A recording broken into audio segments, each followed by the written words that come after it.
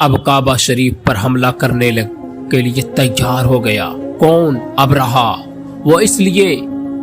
کہ کعبہ شریف کو لوگ تو پوری دنیا کے لوگ وہاں پر جا کر طواف کرتے تھے، چکر لگاتے تھے، اس سے رہا نہ گیا۔ تو اس ابرہا نے یہ سوچا اور چاہا کہ اب اس کے بجائے میں جو بنایا ہوں گرجا گھر، ایک عالی شان محل، اس کی طواف کیا کرے، اس کا طواف کرے اور ساری دنیا کے لوگ یہاں آ کر کعبہ شریف کو چھوڑ دے۔ بس اسی مقصد کے لیے اصحاب فیل کا واقعہ ہوا، یعنی کہ یہ ہاتھی والا یہ واقعہ ہوا، اور مکہ شریف کو ڈھانے کے لیے، مکہ شریف کو دنیا سے ختم کرنے کے لیے وہ لوگ حملہ کرنے کے لیے تیار ہو گئے۔ تو وہ ان لوگوں نے فوج لے کر کعبہ کے ڈھانے کے لیے مکہ پر حملہ آور ہوا تھا۔ تو اس کا سبب یہی تھا، میں نے جو بتایا، ابرہا نے یمن کے دارالسلطنت صنعاء میں ایک بہت ہی شاندار اور عالی شان گرجا گھر بنایا، اور یہ کوشش کرنے لگا کہ عرب کے سارے لوگ کعبہ شریف کے بجائے یمن آ کر اس گرجا گھر کا حج کیا کرے۔ جب مکہ والوں کے یہ معلوم ہوا تو قبیلہ کنانہ کا ایک انسان گئے جو گجب میں جل بھن کر یمن آ گیا، اور وہاں کے گرجا گھر میں پخانہ پھر کر اس کو نجاست سے، گندگی سے لت پت کر دیا۔ جب ابرہا کو یہ بات پتہ چلی تو وہ تیش میں آپے سے باہر ہو گیا اور خانہ کعبہ کو ڈھانے کے لیے ہاتھیوں کی فوج لے کر مکہ پر حملہ کر دیا، اور اس کی فوج کے اگلے دستے نے مکہ والوں کے تمام اونٹوں اور دوسرے مویشیوں کو چھین لیا۔ اس میں 200 یا 400 اونٹ عبد المطلب کے بھی تھے۔ عبد المطلب کو اس واقعے سے بڑا رنج ہوا، بہت ہی تکلیف پہنچی، چنانچہ آپ اس معاملے میں گفتگو کرنے کے لیے اس کے لشکر میں تشریف لے گئے۔ جب ابرہا کو معلوم ہوا کہ قریش کا سردار اس سے ملاقات کرنے کے لیے آیا ہے تو اس نے آپ کو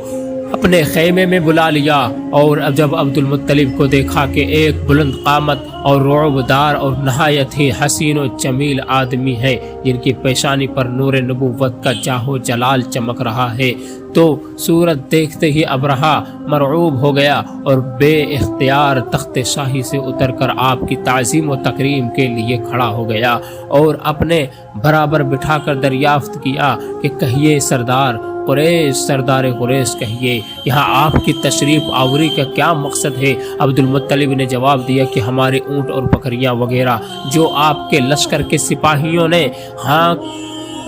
ہانک لائے ہیں، لے آئے ہیں، آپ ان سب مویشیوں کو ہمارے سپرد کر دیجئے۔ یہ سن کر ابرہا نے کہا کہ اے سردار قریش، میں تو یہ سمجھتا تھا کہ آپ بہت ہی حوصلہ مند اور شاندار آدمی ہے، مگر آپ نے مجھ سے اپنے اونٹوں کا سوال کر کے میری نظروں میں اپنا وقار، عزت سب کم کر دیا۔ اونٹ اور بکری کی حقیقت ہے کیا ہے؟ میں تو آپ کے کعبہ کو توڑ پھوڑ کر برباد کرنے کے لیے آیا ہوں، آپ نے اس کے بارے میں کوئی گفتگو نہیں کی۔ عبد المطلب نے کہا کہ مجھے تو اپنے اونٹوں سے مطلب ہے کہ خانہ میرا گھر نہیں ہے، بلکہ خانہ کعبہ کس کا گھر ہے معلوم ہے؟ بلکہ وہ تو اللہ تبارک و تعالیٰ کا گھر ہے، وہی حفاظت کرے گا، وہ خود اپنے گھر کو بچا لے گا، مجھے کعبہ کی ذرا بھی فکر نہیں ہے۔ یہ سن کر ابرہا اپنے فرعونی لہجے میں کہنے لگا، اے سردار مکہ، سن لیجئے، میں کعبہ کو ڈھا کر ختم کر کے اس کی اینٹ سے اینٹ بجا دوں گا اور روئے زمین سے اس کا نام و نشان مٹا دوں گا خانہ کعبہ کا، کیونکہ مکہ والوں نے میرے گرجا گھر کی بڑی بے حرمتی کی ہے، اس لیے میں اس کا انتقام لینے کے لیے، بدلہ لینے کے لیے کعبہ کو مسمار کر دینا ضروری سمجھتا ہوں۔ عبد المطلب نے فرمایا کہ پھر آپ جانے اور خدا جانے، میرا تعلق اس میں کچھ نہیں ہے، بس آپ میرے اونٹوں وغیرہ جو آپ ہانک لائے ہیں وہ واپس کر دے، آپ سے یہی سفارش کرنے والا کون؟ اس گفتگو کے بعد ابرہا نے تمام جانوروں کو واپس کر دینے کا حکم دے دیا، اور عبد المطلب تمام اونٹوں اور بکریوں کو ساتھ لے کر اپنے گھر چلے آئے، اور مکہ والوں سے فرمایا کہ تم لوگ اپنے اپنے مال مویشیوں کو لے کر مکہ سے باہر نکل جاؤ، اور پہاڑوں کی چوٹیوں پر چڑھ کر اور دروں میں چھپ کر پناہ لو، مکہ والوں سے یہ کہہ کر پھر وہ خود اپنے خاندان کے چند آدمیوں کو ساتھ لے کر خانہ کعبہ میں گئے اور دروازہ کا حلقہ پکڑ کر انتہائی بے قراری اور گیریا وزاری روتے ہوئے گڑگڑانے کے ساتھ ساتھ دربار الہی میں اس طرح دعا مانگنے لگے کہ لاہم ان المرعى یمنع رحلہ فامنع رحلک وانصر علی آل الصلیب وعابدیہ اليوم لک۔ اے اللہ، بے شک ہر انسان اپنے اپنے گھر کی حفاظت کرتا ہے، لہذا تو بھی اپنے گھر کی حفاظت فرما اور صلیب والوں اور عیسائیوں کو اور صلیب کے پجاریوں یعنی کہ عیسائیوں کے مقابلے میں اپنے اطاعت فرما بردار شعاروں کی مدد فرما۔ عبد المطلب سے یہ دعا آپ نے خوب رو کر دعا مانگی اور اپنے خاندان والوں کو ساتھ لے کر پہاڑ کی چوٹی پر چڑھ گئے اور خدا کی قدرت کا جلوہ دیکھنے لگے۔ ابرہہ جب خود صبح کو کعبہ ڈھانے کے لیے، کعبہ کو ختم کرنے کے لیے اپنے لشکر جرار اور ہاتھیوں کی قطار، ہاتھیوں کی لائن با لائن کے ساتھ آگے بڑھا اور مقام مغمس میں پہنچا تو خود اس کا ہاتھی جس کا نام محمود تھا ایک دم بیٹھ گیا۔ ہر چند کوشش کیا، ہر چند مارا اور بار بار للکارا مگر ہاتھی نہیں اٹھا۔ اسی حال میں قہر الہی ابابیلوں کی شکل میں نمودار ہوا۔ ابابیل پرندہ وہ ظاہر ہوا اور ننھے ننھے پرندے جھنڈ کے جھنڈ جن کی چونچ اور پنجوں میں تین تین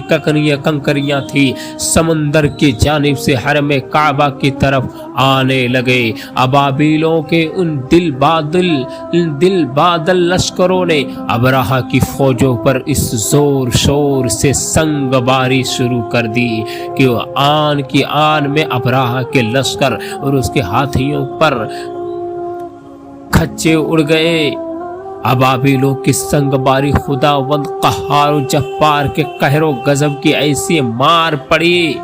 ایسی مار تھی کہ جب کوئی کنکری کسی فیل کسی ہاتھی سوار کے سر پر پڑتی تھی تو وہ اس آدمی کے بدن کو چھیدتی ہوئی ہاتھی کے بدن سے پار ہو جاتی تھی۔ ابرہہ کی فوج کا ایک آدمی بھی زندہ نہیں بچا اور سب کے سب ابرہہ اور اس کے ہاتھیوں سمیت اس طرح ہلاک و تباہ و برباد ہو گئے کہ ان کے جسموں کی بوٹیاں، جسموں کے گوشت، جسموں کی بوٹیاں ٹکڑے ٹکڑے ہو کر زمین پر بکھر گئیں۔ چنانچہ قرآن مجید کی سورہ فیل میں خداوند قدوس اللہ تبارک و تعالی کا ذکر ہے۔ ارشاد فرمایا الم تر کیف فعل ربک باصحاب الفیل الم یجعل کیدہم فی تضلیل وارسل علیہم طیرا ابابیل ترمیہم بحجارۃ من سجیل فجعلہم کعصف مأکول۔ یعنی اے محبوب، کیا آپ نے نہ دیکھا کہ آپ کے رب نے ان ہاتھی والوں کا کیا حال کر ڈالا؟ کیا ان کے داؤں کو تباہی میں نہ ڈالا اور ان پر پرندوں کی ٹکریاں بھیجی تاکہ